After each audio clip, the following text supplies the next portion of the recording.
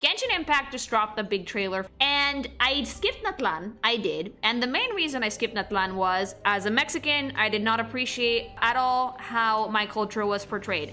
However, I am interested in Cesnaya for a few reasons. One being, apparently the story has gone in a completely different direction. And the second being, Alice has been heard to be in this trailer. Now, I don't know if you guys remember this, but I have been ranting and raving about Alice ever since we first heard her voice. She's Klee's mother, for those of you who don't know. And I'm very excited to see what they've done with this character. Is it gonna be what I expect? A mommy witch of like incredibly elfy milfy proportions, or are they gonna be trying to fucking be funny and make a loli? Who knows at this point? I really have no idea what to expect from MiHoYo. I want to see what I think of this trailer going in blind, if I like the designs, if any, and if this is enough to interest me into going back to Genshin Impact, because Natlan fucking lost me. Sounds to me like a formula for creating life.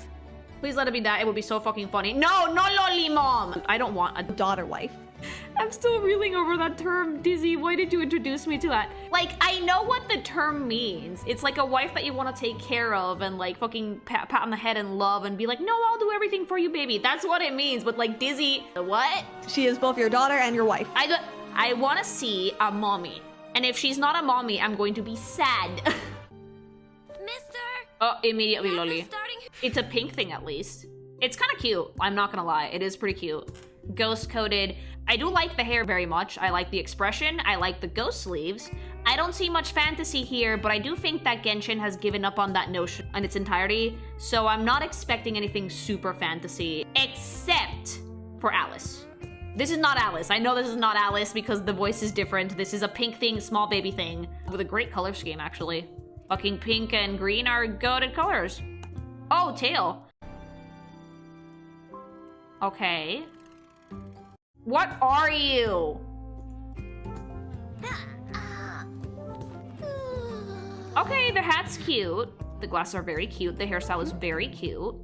A little steampunky. Not as much as Fontaine. I do know that like Cesnaya is like the city in Teyvat that's the most technologically advanced out of all of them, I believe.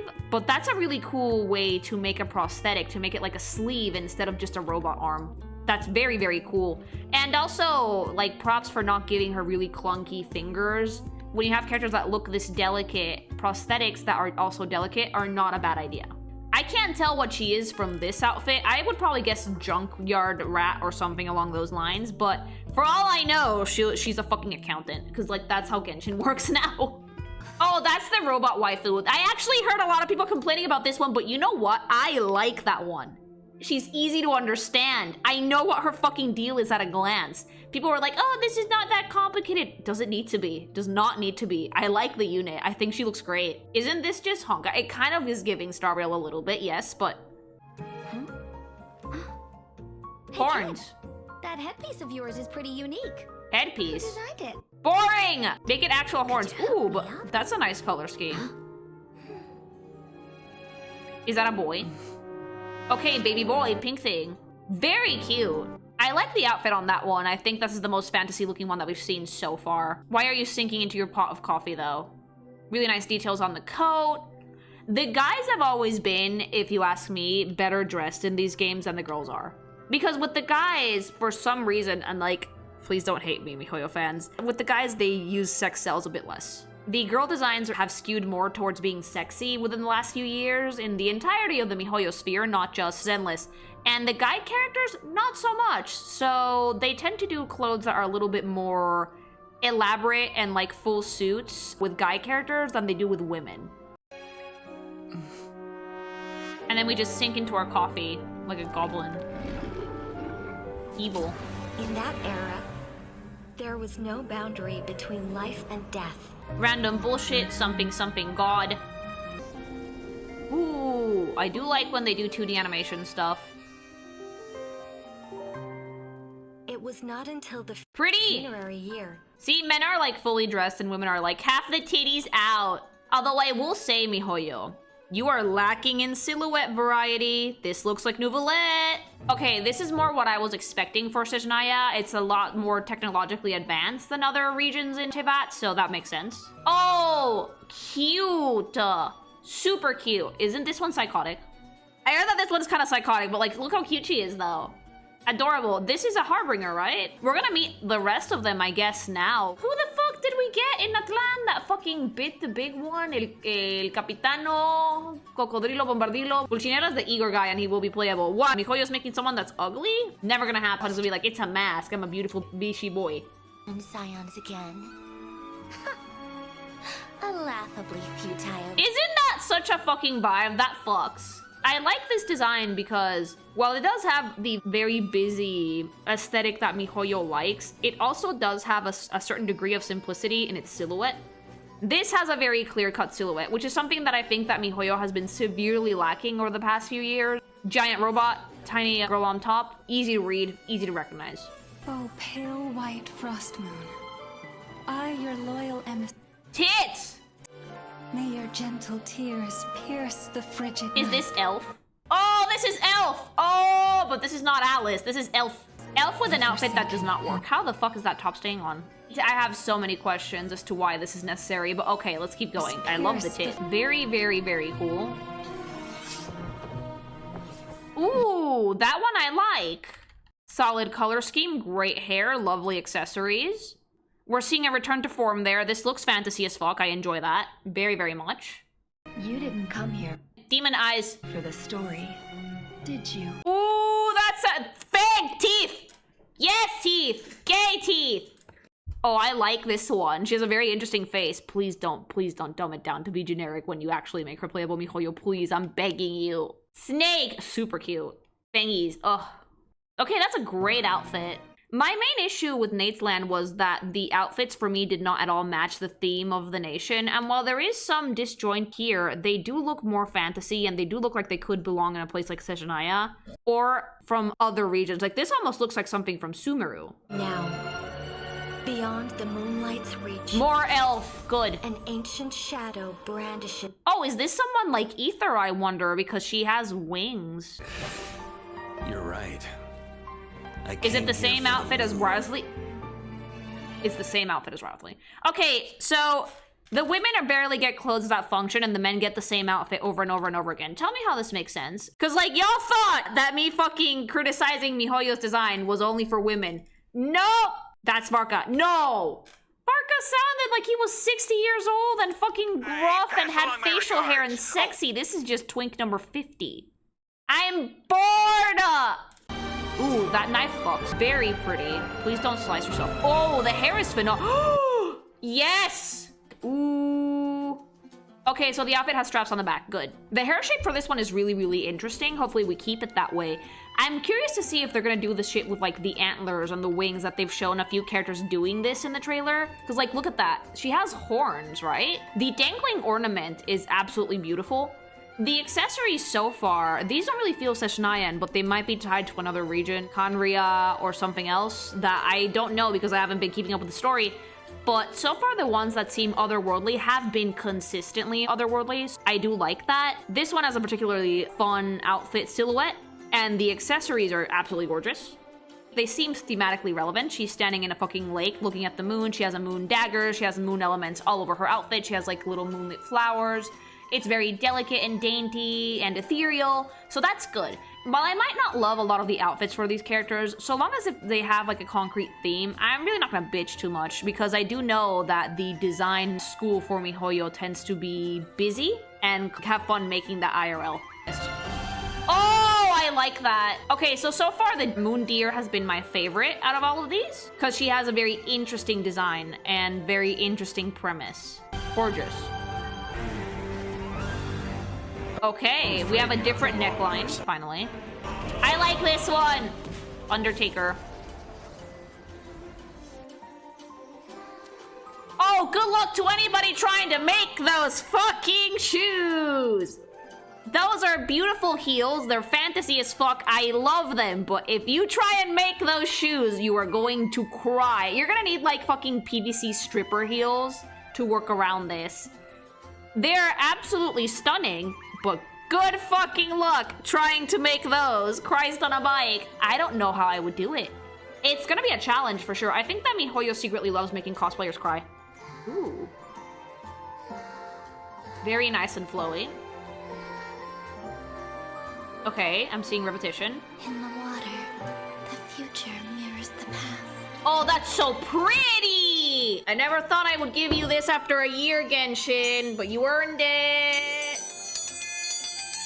So this is a Harbinger, right? This is Columbina, I think. I do remember that. Her design fucks, honest to God, it does. It's so pretty. The hairstyle, the accessories, the color scheme. I would like to see more of this up close. But so far, what I've seen, I like. It is symmetrical, thank God. I think that's just a thing that I like. The veil of lies is slipping. Time. Okay, yeah, that's a good outfit. It's nice and symmetrical. It's flowy and ethereal and graceful. I don't know what Columbina's damage is, but she seems to be the most delicate looking out of all the Harbingers, so I do like this. And I like that the outfit almost looks like ceremonial robes. It doesn't look like your typical miHoYo girly outfit. There's no random holes anywhere. It's not skin tight. The shirt isn't hanging on with like double-sided tape in a dream. This has construction, and this seems to be something that you could actually wear. With a lovely layering and color scheme to boot. Okay, who's this? Here at last. Alice! And things look Oh my God! Wait, oh, your hair accessories are gonna be a pain. Albedo! Show me mother! There's no rush, and I'd like to catch up with. Oh, it's a mommy! It's a mommy! Oh, praise be! It's not a lolly! Thank you, God! Thank you! Oh my God! Duh! She looks so much like Klee. And you know what? Like, from what I can see of the outfit so far, it seems to emulate Mondstadt's old design rules with some new miHoYo-isms here and there. It does have the miHoYo sleeves and backless look, but let's see what else they did with her. I'm expecting Sexy Witch. That looks more like a halo. I wonder if her hat fell apart. Like, that's the silhouette of a witch's hat, but it's an actual accessory. That is both incredibly clever and very annoying. I don't know how anybody's gonna be able to make that headdress. I can't say I dislike it. I would never draw it in a million years, but it still looks very, very pretty. I wonder if she's still fertile, asking for a friend. Of course she is. She's an elf. Thankfully, I don't draw these characters with clothes on most of the time, but it is interesting to see just how much she resembles Klee and what unique things we've done to her silhouette to make her stand out. I really hope she's playable. I don't see a vision yet. Oh no, there it is, actually. If you see a vision, the character's gonna be playable. If you see no vision, they're never gonna be playable, ever. So, did Columbina have one? For Alice, though, it's interesting to note that we have a lot of witchy elements without actually making a witch outfit. I don't know why they didn't just decide to make like a witch hat. It would have suited her just as well. But it is nice to see that they remembered how they initially conceptualized this character. Hello! Okay, so this is a character that I love and the miHoYo fanbase fucking despises because he dared to have a personality. The Wanderer is a dill hole, and I love him all the more for that. He's flawed, and it shows. And a lot of fans do not like him because he's flawed, and it shows. Look how tall she is. She's very tall, and that outfit is very nice. You know what? That is the thing with miHoYo, right? From far away, it looks really nice, but as soon as I start noticing details, I'm gonna start seeing holes and things, and I'm gonna cry. All right. Song of the Welkin Moon. Is that the thing that gives me fucking primos every month? Overall, though, I do see return to form to Genshin designs in this. I think that just Nate's Land might have been a miss for me in general. I am seeing stuff from old Genshin designs that I like again, more really fun silhouettes, except I will say that the men have been sorely neglected. Incredibly neglected. The men have 2 silhouettes, that's it. But for the girly pops and for Pink Femboy here, there's definitely unique outfit traits, which I like. And there are character elements which I found very fun to look at. It seems that when Genshin isn't trying to literally emulate a culture, or rather appropriate it, they can actually do some decent work. I thought it was Sishnaya at first, but according to chat, it's not. And it makes sense, because like, there's not a ton of cohesion here, but at the same time, there is. Does that make sense? These outfits don't feel like they're from a region, but they do feel otherworldly in their majority, which makes sense because all of these are a bit kind of region overworldly. Alice in particular I liked a lot because she kind of reminds me of the old Mondstadt glam that we used to have, which is my favorite region design-wise, I think. That one and Inazuma, because they dig into like a very clear-cut theme. But in this one, it's been fun to see what concepts that we're willing to play with for this trailer in particular, and I'm pretty sure most of these units are going to be playable. For me though, Alice, I'm not disappointed at all. I was expecting a Hoyoism. I really was. And while there are Hoyoisms in her outfit, it still very much captures the essence of the character that we've grown to know and love through voice recordings throughout the game. And there's also an air of like ancient knowledge about her, which I very much appreciate. Same with this character that we're looking at right now, by the way. There's some really, really banger ones in this one. So I do like Alice quite a bit. I'm pleasantly surprised and very, very pleased that they actually managed to capture the spirit of the character after so many years, and that it's not a baby. Thank God. So, I don't know. Let's see what's going to happen with Genshin Impact within the first few months, and I'm definitely going to keep an eye out. I can't promise I'm going to go back to it on stream, but at the very least, I might be keeping cat ears perked in case of something interesting. If you like this bit, like, comment, subscribe. Who do you guys like out of everyone in this trailer? Who would you roll for, if any? Do you think that Columbina is going to be playable? I sure hope so. She has the best design out of all of them here, besides Alice. Are you happy with Alice's reveal? And if so, how much money are you going to throw at the problem to make the waifu appear in your screen, mama?